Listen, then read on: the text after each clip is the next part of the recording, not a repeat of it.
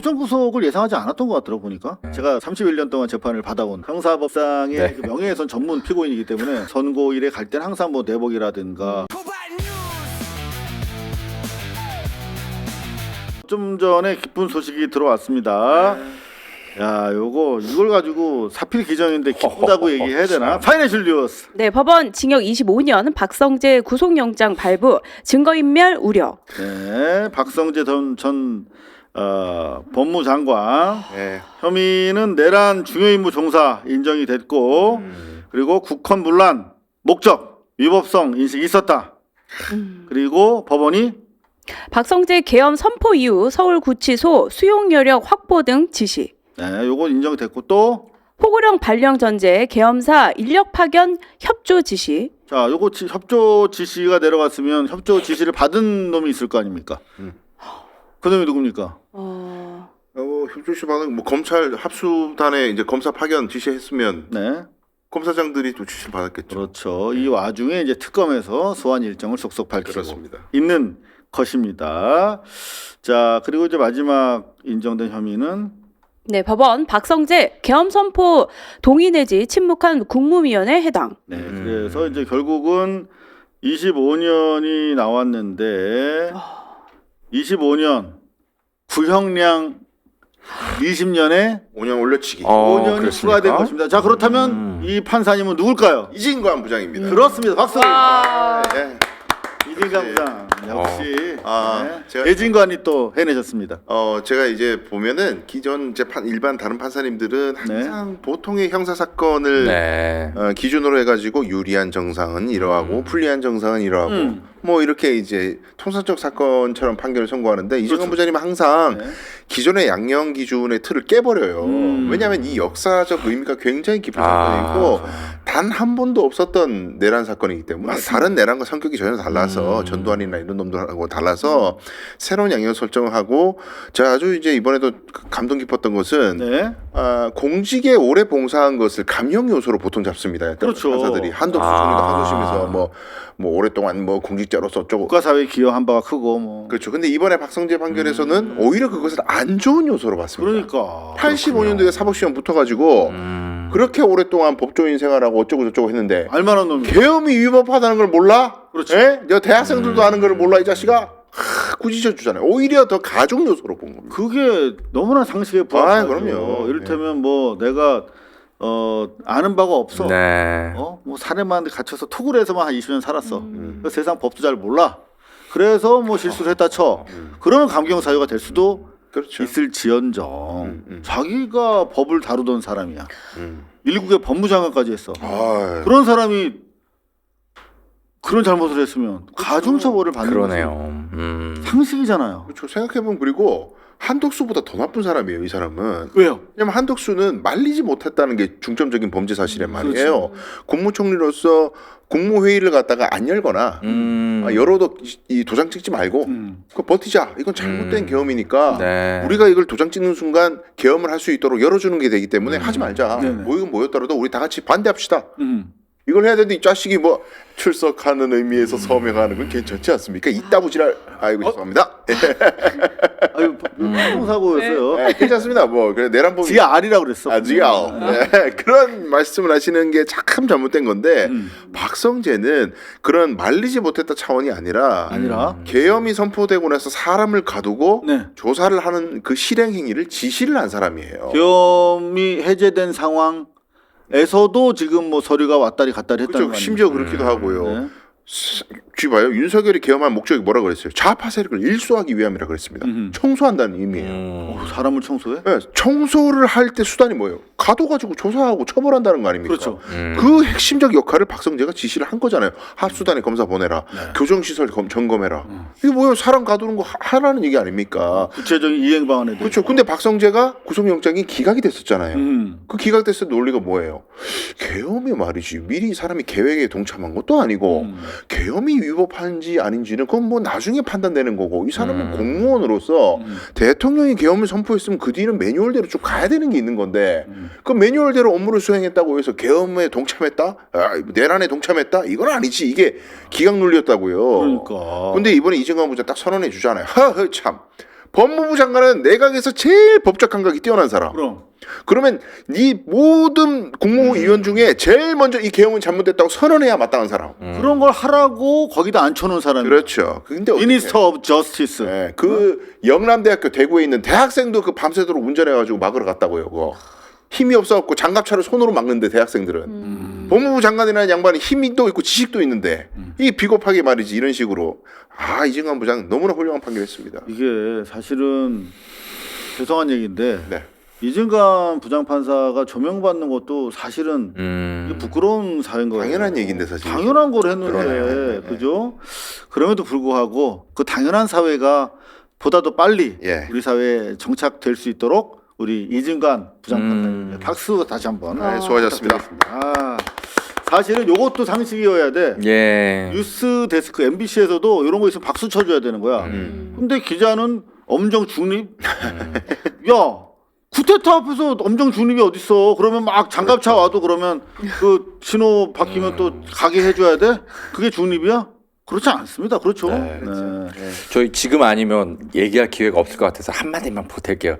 사실 저희도 좀 자랑하고 싶은, 좀 칭찬받고 싶은 게 있어요. 뭐죠? 이 박성재 법무장관이 주목받지 못할 때 이 사람의 그날 계엄 당일의 행적에 대해서 저희 워치독 탐사보도 팀에서 당시 류혁 법무부 감찰관 하셨던 분 그렇죠. 인터뷰를 네. 통해서 처음으로 그날의 박성재 장관의 행동이 대단히 이상했다. 이 사람은 그냥 단순히 관리만 한 게 아니고 계엄을 실제로 수행하는 듯한 그런 목격담 같은 것들을 류혁 감찰관의 인터뷰를 통해서 저희 시민언론 민들레를 통해서 처음으로 보도했던 그게 기억이 있거든요. 수공장이 처음이 아니라 사실 저희 보도가 처음이었죠. 네. 그랬나요? 예, 물론 뭐 뉴욕 감찰관이 인터뷰를 해주셨으니까 저희가 이제 의혹 제기를 한 것인데 그런 것들이 이제 처음엔 저희도 그런 보도를 하면서 그래도 법무장관인데 설마 그랬을까 하면 저희도 반신반의하면서 인터뷰를 했던 기억이 나는데 그런 어떤 시민사회 집단 지성들 저희 언론의 추적 보도가 결실을 맺도록 우리 대진관 판사님께서 현명한 법원의 판단을 해주셔서 저도 좀 뒤늦게 뿌듯함을 함께 우리 후배들과 좀 느끼고 싶네요. 저도 류혁 감찰관의 용기 있는 행위, 그 박차고 일어난 거 아니겠습니까? 그리고 나서 또 그 엄혹한 시기에 지금 앞으로 이게 어떻게 될지도 불투명한 상황에서 감찰을 해주셨는데 그때 당시의 댓글들을 보면 뭐 8.15 해방되고 나서 무슨 뭐 독립운동 만세 부르냐 네. 이런 댓글들이 제법 있었는데 그거 쉽지 않아요. 그렇죠. 그러니까 네. 이런 공직사회에 있는 분들이 그 당시에 그런 일을 실제로 했고 박차고 나왔고 그리고 나서 공직사회를 고발하는 그런 발언을 한다는 것이 사실은 쉽지 않은 일입니다. 네. 제가 내부 고발을 좀 해봐서 아는데 그럼에도 불구하고 하셨습니다. 그리고 그분을 또 인터뷰했고 오늘 성공적인 판결이 나왔네요. 이 판결을 받고 나니까 우리 궁금증은 네. 조희대 대법원장은 계엄 직후에 회의를 열었습니다. 그렇죠. 그 회의에서 그분이 남아있네요. 어떠한 지시를 하셨는가? 맞네요. 계엄이 선포되면 사법권이 군으로 넘어가게 돼 있죠. 그 구체적인 플랜이나 액션을 지시한 바가 있는지 굉장히 전 궁금합니다. 이게 사실은 수사가 돼야 깔끔하니 되는데. 아닙니까? 그렇죠. 예? 이게 그 마샬 네. 그 계엄하에 이제 군부 독재가 시작되는 건데 그 양대 권력이 이제 검찰과 법을 통해서 사실은 계엄이라고 하는 법적 행위를 통해서 집권하는 것이기 때문에 사실상 네. 한쪽이 이제 검찰이 되겠고 군검찰이 됐든 어찌됐든 간에 그 다음에 법원인데 이렇게 딱 대깔코마니로 해서 이걸 가지고 그날 밤에 모종의 계획이 이행이 되거나 검토된 거란 말이에요. 그러면 이쪽은 쫙 찍혀서 나왔어. 그래서 25년이 나왔어. 그러면 당연히 네. 우리 강수현 변호사님 말씀 맞다나 똑같은 행위가 그날 밤에 있었단 말이야. 유사한 행위가. 그 부분에 대해서 우리가 법적으로 그리고 헌법적으로 그거를 징계해야 된다는 것이잖아요. 너무 서운하게 생각 안 하시면 좋겠는 게 조희대 대법원장께서 그 계엄 직후에 논평을 좀 하셨으면 우리 사법부의 수장으로서 이번 계엄은 헌정 질서를 어지럽히는 묵과할 수 없는 내란 행위라고 본다. 그렇게 선언을 빨리 해주셨으면 사회적 갈등이 훨씬 줄지 그렇죠. 않았을까. 그럼요. 근데 언급이 깔끔했지. 별로 없었습니다. 그래서 사람들이 의심하는 거예요. 네, 별로 없었던 정도가 아니라 네.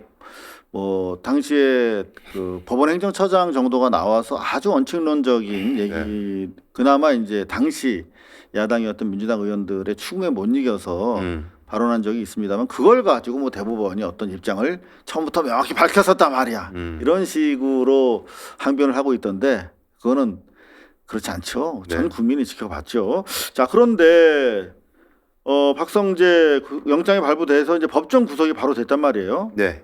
법정 구속을 예상하지 않았던 것 같더라고 보니까 누가요?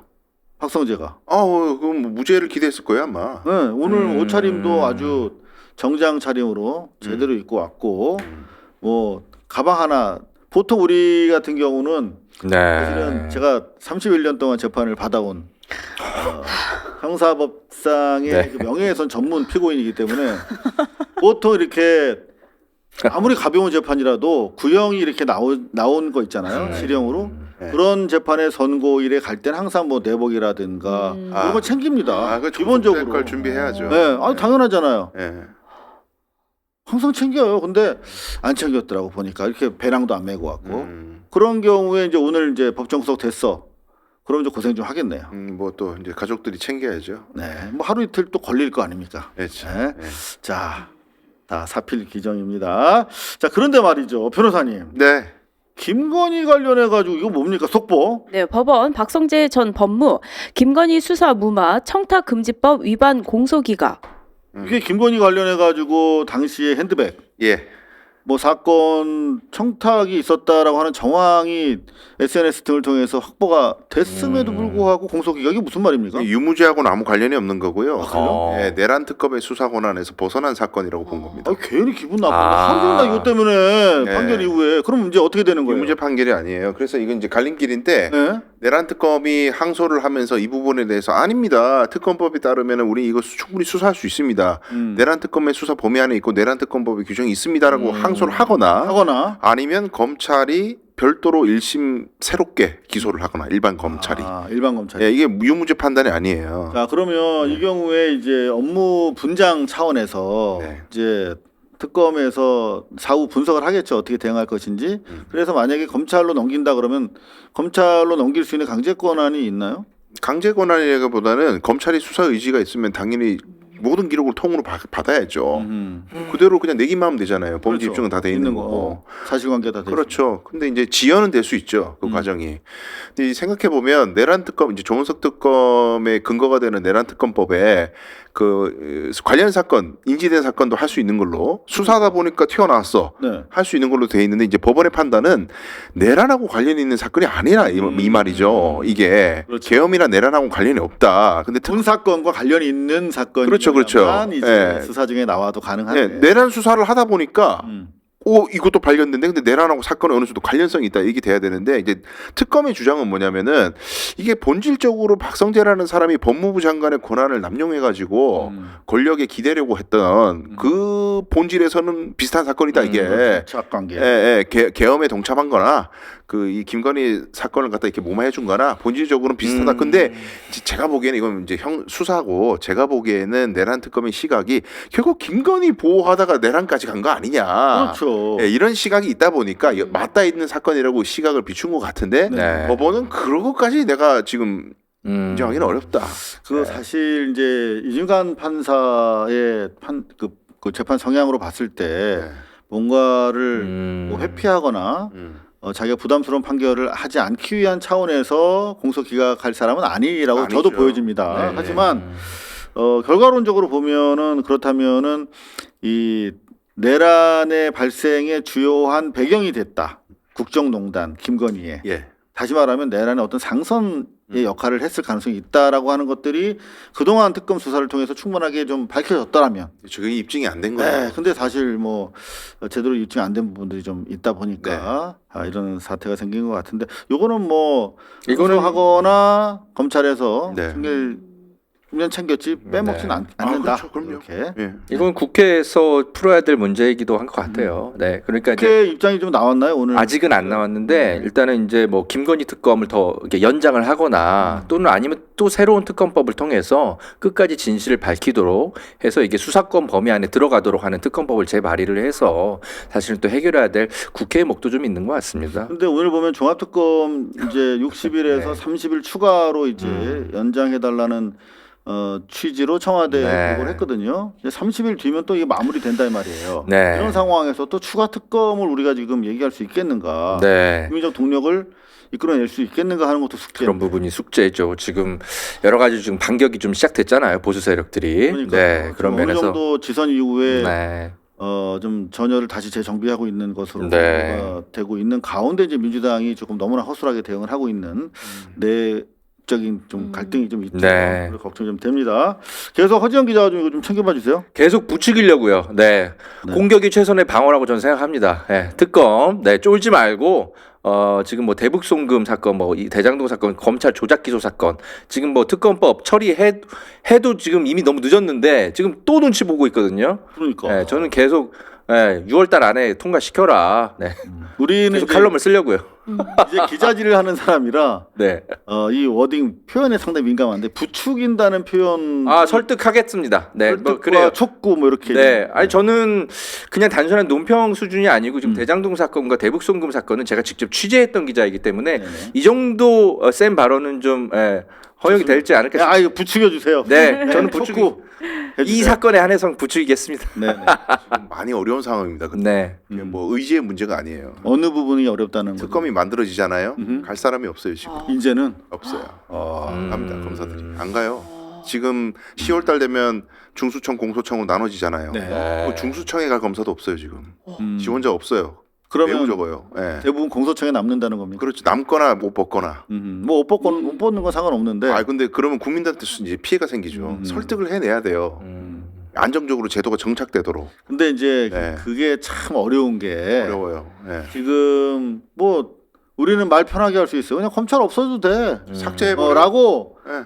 마음 같아서는 그렇게 그냥 쉽게 얘기할 수도 있습니다만 예, 어찌됐든 간에 검찰의 주요 기능이 이제 공소를 담당하고 수사하고 우리가 무슨 뭐 특수 검찰만 우리가 신경 쓰는데 대부분 형사 검사들이에요. 그러니까 나쁜 놈 하는 놈들, 나쁜 짓 하는 놈들 처벌하는, 잡아서 족치는 그런 역할을 하는 사람들이 대부분인데 지금 이 사람들이 중수청으로 안 넘어가거나 옷 벗거나 되고 그랬을 경우에 사실 치안 공백이라든가 사법 공백이 우려되고 대통령은 사실 그걸 걱정해가지고 어떻게든 검사들을 잘 달래서 그렇죠. 달래서 국민이 원하는 검찰 개혁을 완성시키는 게 목표야. 자연스럽게 그럼 넘어가겠습니다. 그래서 이제 민정수석이 민정수석을 교체를 하셨는데